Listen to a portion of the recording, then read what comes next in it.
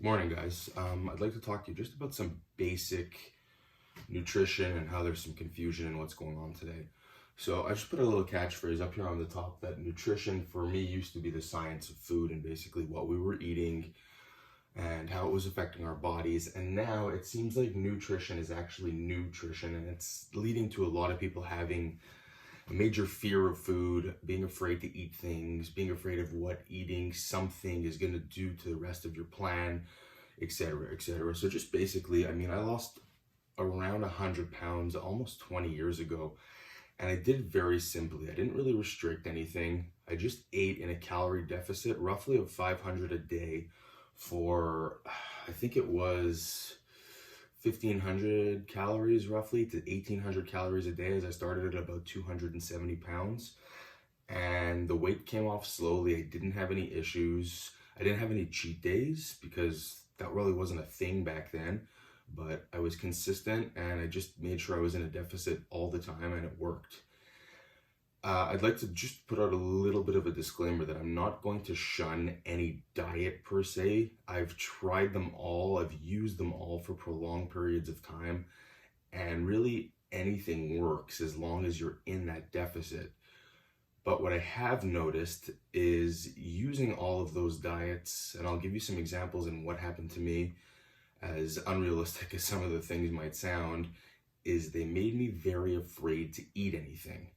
So first of all, the one that affected me the most, and granted, I know it works for a lot of people, was when I went on the keto diet. I went on it for a good year. And basically, I started at 190 pounds and I ended at 155 pounds. I had like an 8-pack. I didn't think I looked great, but I looked great at the time. And the other issue that I had with it was not only did all my fat mass disappear, my muscle mass disappeared as well, but it really had led me to a disordered eating program. We were actually talking about this the other night, as I remember I was having tea one night, and inside the tea that was loose leaf tea was some like little teeny tiny, maybe like 1 millimeter thick maple leaf candies.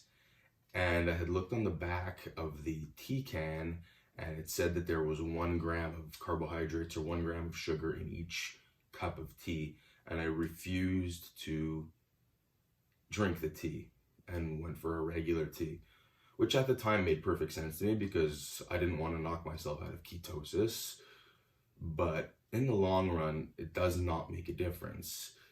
And what this had done was it made me afraid that anytime I would eat sugar, that I would knock myself out of ketosis and I would have a hell of a time getting myself back into ketosis. So I was afraid to touch anything. I wouldn't touch rice. I wouldn't touch bread. I wouldn't touch any of these things. And for somebody with a disordered eating pattern that they innately have, for whatever the reason, this is extremely problematic. Same thing with any other restrictive type of feeding diets, be it carnivore, be it vegan, be it whatever it may be, for whatever reason that you might be having it. If you have an issue with disordered eating, may it be binging, may it be purging, may it be whatever it is, these plans are very difficult for those types of people. So yeah, these fads lead to fear and confusion, and basically I've heard people asking myself, like, well, what happens if I eat after 6 p.m. because the diet that I'm on only has me eating between 12 and 6? Nothing happens, because we know that we're only supposed to eat X calories per day is great, but our bodies don't know that, like, oh, today is Monday and tomorrow is going to be Tuesday. Our bodies are living for the lifespan of our body. Like, it's not as complicated as we make it, but everything is a thing now today. Like the bulletproof coffee thing. Everybody has to have bulletproof coffee in the morning. It replaces your breakfast. It's fantastic. It's great for your metabolism. Okay, but is it really that good for you?